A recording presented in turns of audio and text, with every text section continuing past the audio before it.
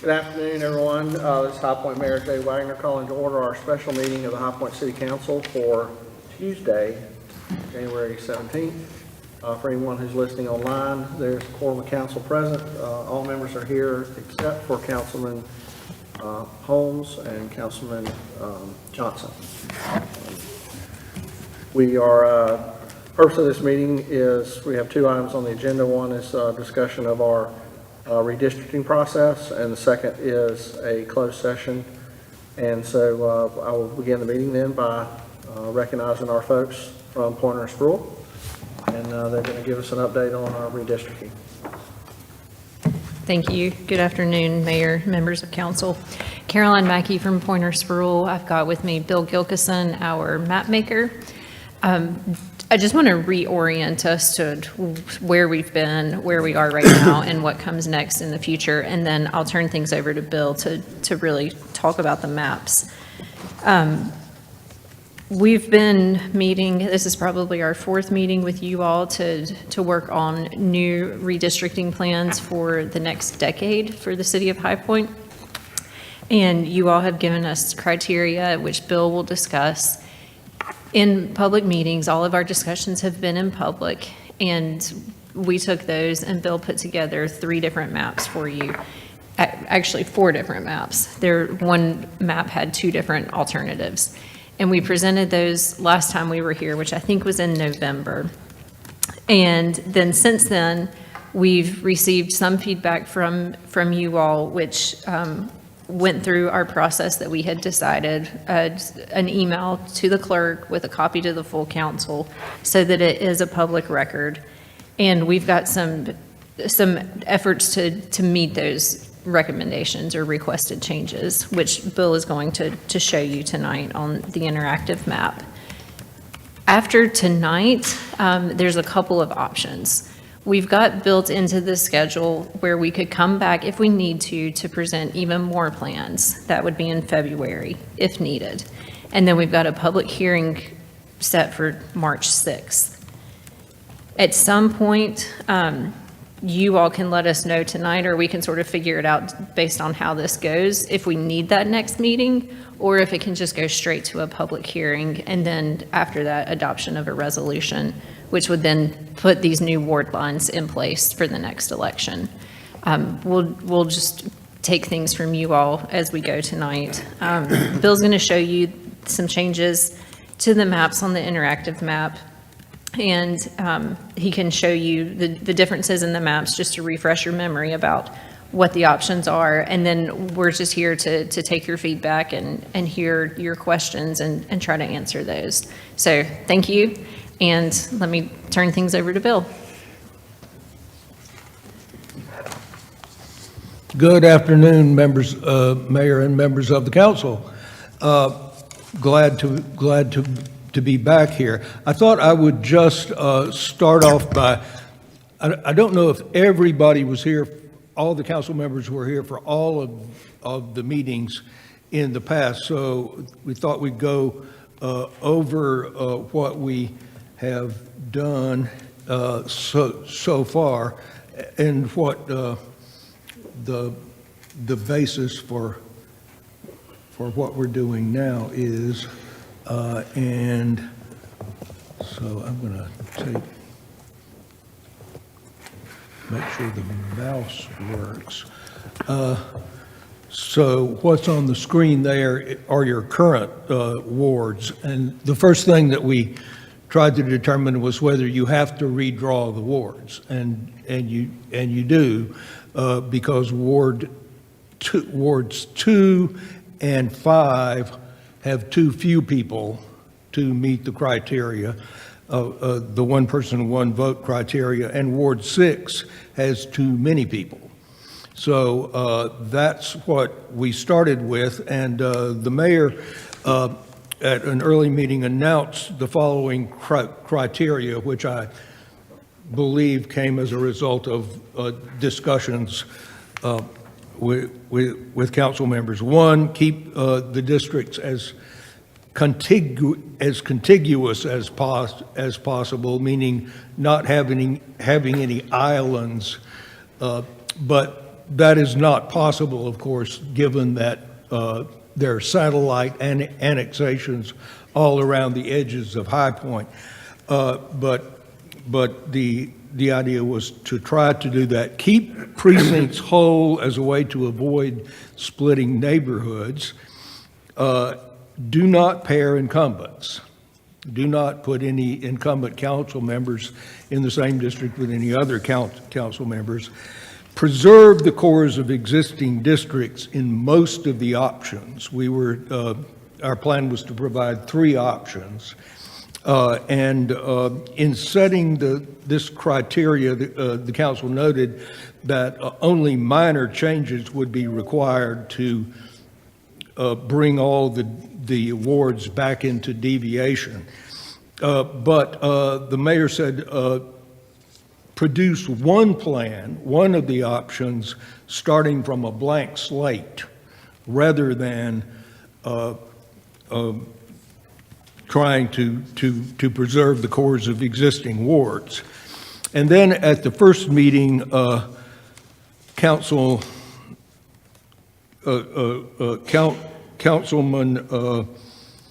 Jones, I believe it was, right, mentioned that people in the Alderbrook subdivision in North High Point, which is right up here, if you can see where I'm putting the cursor on the map, that currently they are split. Well, no, it's actually, where is it? It's up here. That the people in Alderbrook wanted to be unsplit. They wanted the new map to put them all in one ward. And what we discovered is that one of the incumbent members, Mr. Holmes, lives in that subdivision. So he represents District 6. And so if you put him in if you put all of Alderbrook in District 5, that messes with the not double bunking criterion. So that's where we started, and how we tried to handle this was in the 3 options, we have A, B, C1, and C2. So A and B were drawn to preserve the current wards. C generally was the blank slate plan, but I wound up finding an aspect of it that could be done one way or the other, depending on whether you prioritize contiguity or prioritize keeping precincts whole. So option A, here is option A. It takes the Alderbrook subdivision and puts it all in District 6. And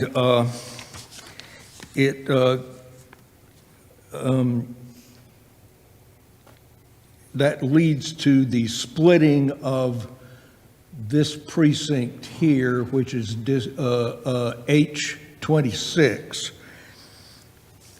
And so that's A. This is the one that splits only 3 precincts.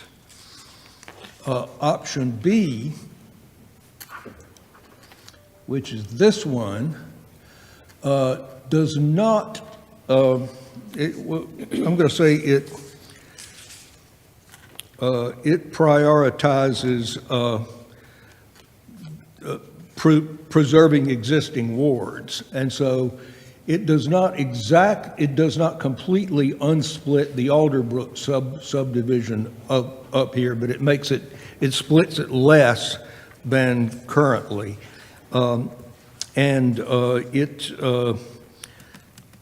It splits only 2 precincts.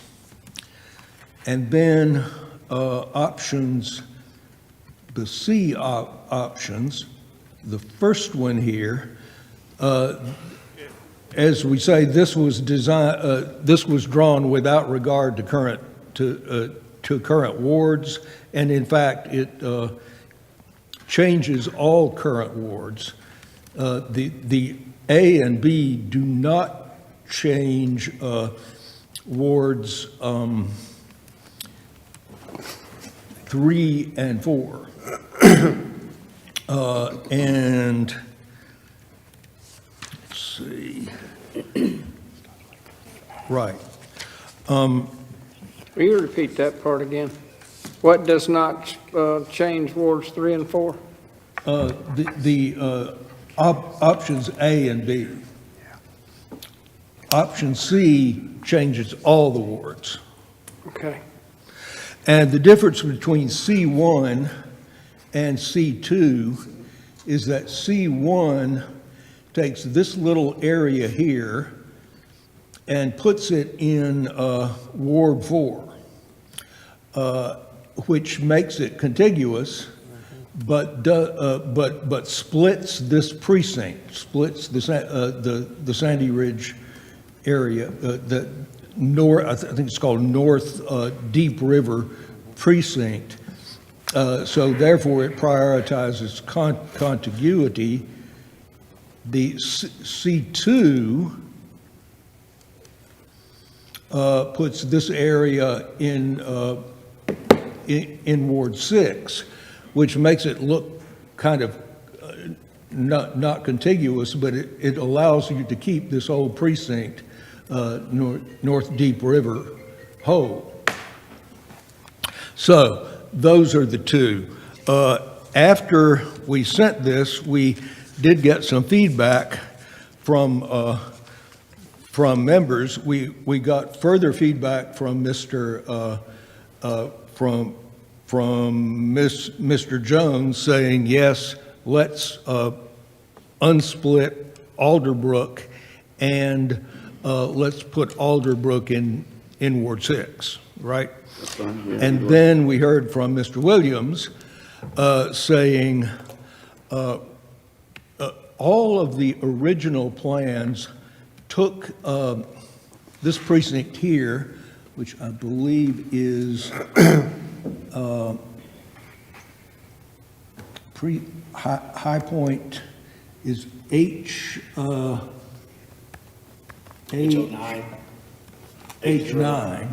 Moorhead Rec. At the Moorhead Rec Center. It takes it, which was, all the current plans take that precinct, which was split along the railroad tracks here between wards 1 and 2, and unsplits all those plans, option A and option B and the 2 option Cs all put the H9 precinct together, make it whole. And what Mr. Williams said was, don't do that. Leave it the way it is so that this area north of the railroad tracks, which is the Washington Street area, right? Leave that where it is in Ward 1, and take an area south of Pershing Street from Ward 3 and put it in Ward 2. And so in order to Ward 2, the green ward needs to get more population, and what A, B, and the C's do is take that population from the the Washington Street area out of Ward 1. But what Mr. Williams asked was that we not do that, but that we get the population from down here, that Ward 2 needs from down here in Ward 3. And Yeah, I and I believe think there we're was all some, okay with there that. was an indication Yeah. that had been some discussion about that. And that, so what we wound up with is option A2. Let me get rid of that. Yeah. So A2 takes option A, and the reason we take option A is that it already does what Mr. Jones wants to do. It puts district, it unsplits the Alderbrook subdivision here and puts all of Alderbrook where Mr. Holmes lives in Ward 6. So that, that's already taken care of by Ward A. So what we do back down here to satisfy Mr. Williams' request is to split, is to take this area here, the Washington Street area north of the railroad tracks, put it back into Ward 1 and take this area here, we can zoom in on it, from Ward 3 and put it into Ward 2. And that, when you do that, the population numbers come out right. I should have these here someplace. Let's see. When you do all that, here are the deviations from the ideal population number in all of the wards. Ward 1 is plus 3.52% deviation.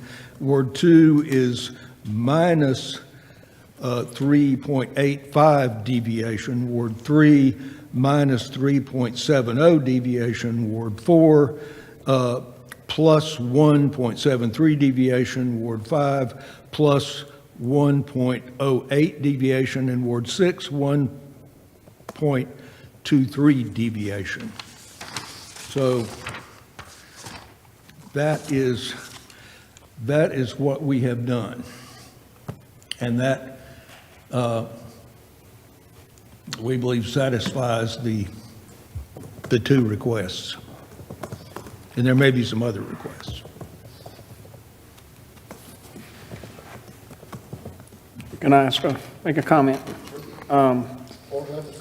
Victor, did you and Michael and staff as well help me out? It seems like they mentioned Councilman Williams' comment, they mentioned Councilman Jones, but it seems like my mind remembers Councilman Holmes sending a email reply.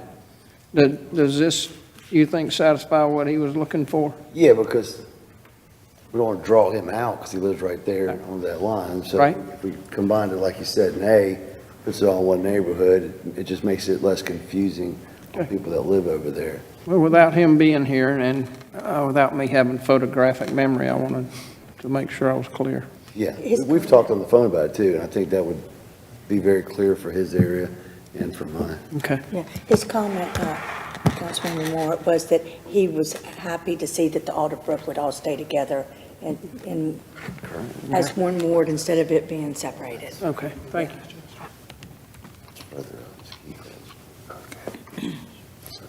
So I guess I'm just standing here in silence, waiting for you to Well, tell react. us, what's our next steps now? So the next step is either provide more feedback and request more changes, or take some or all of these to public hearing. Okay. I think we're ready to go to to a public hearing. The question is, I guess, how many of these maps do we want to publish, or whatever? Is there a Or what's the right requirement word we're supposed to for put that? into a hearing? Can we only publish one? No, you Okay, can- okay. How many do we have to publish? You You just have to have a public hearing at some point in the process. So You just have to what? just have to have a public hearing at Right, some right, point. right. Okay. So if you wanted to take just one, you could take just one. If you want to take all 4 options, 5 options now, you could take all 5. If you want to limit it to 2 or 3, you could do that. I mean, if there are some that you know there's no interest in, Yeah. and I'd it say may just just be more one. Yeah, Mayor. confusing. Mayor, I recommend just A2. It sounds like the one that, based on Chris, Vic, Mike, everyone's comments fits. Yeah, I agree with that. We got two or three options, it's gonna just get to a mess. I'd just rather put one Yeah. up there. I Because agree. we've already, and I think, I may be wrong, but once it goes to public hearing, and they suggest changes, because I know some people wanted to eliminate the whole Ward 6, which, so I think, if I understand this, we've kind of vetted this, and it seems to work and fits all the criteria. So then present that, and then we let the public say, and then we make adjustments as needed. Yeah, nothing bars us from making changes. Yeah, This is yeah. just this is just what we're gonna go to public hearing with.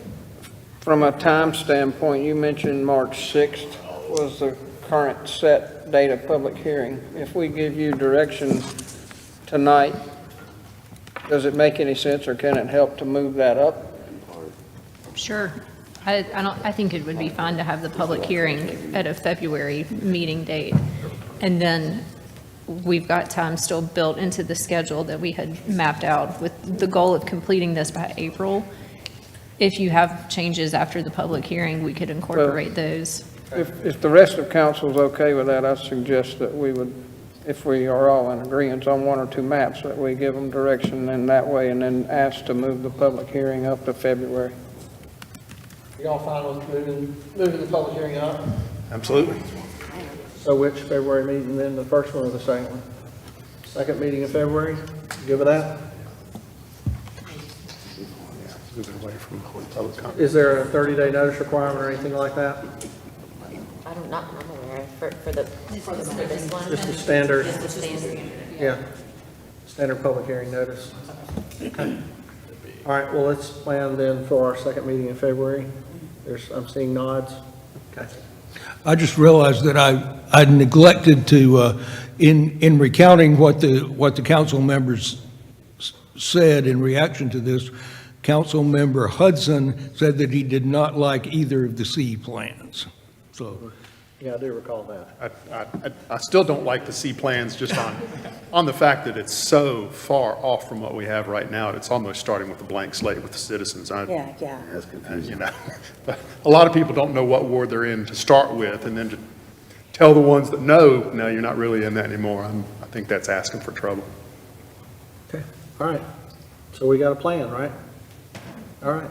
Just Yes. to confirm, which maps are going to public hearing? A2. Is it just A2? Just A2. Okay, got it. Yep. We'll take that to a public hearing and let that be the starting point for any complaints or concerns, Excellent. or hopefully great Yeah, fanfare. great, right, yeah. You're gonna love it, praise. yeah. Okay, Positive energy here. all right. Thank you very much. Thank you all. So next on our agenda is going into a closed session for purpose of attorney-client privilege. you'll close. I'll need a motion to that effect. Second. Okay, there's a motion by Councilman Williams, seconded by Councilman Moore, to go into closed session. All in favor, please signify by saying aye. Aye. Anyone opposed?